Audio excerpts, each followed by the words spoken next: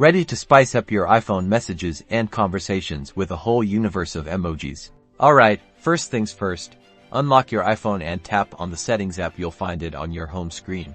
It's the gray icon with gears. Inside Settings, scroll down until you see General, and tap it. This is where all the device-wide adjustments are located. In the General Settings, locate and tap on Keyboard. Keep scrolling if needed until you find it. On the keyboard screen, look for and tap on Keyboards. This is where you manage the keyboards you are using on your iPhone.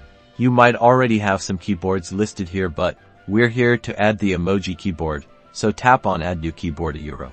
Now, from the list of available keyboards, you'll easily spot emoji. Tap on emoji to select it. Congratulations! You've now successfully added the emoji keyboard. To use it, open any app where you can type, like Messages, Notes, or even social media. In the text input field, look for the globe or smiley face icon, usually to the left of the spacebar. Tap on this icon, and the emoji keyboard will instantly appear.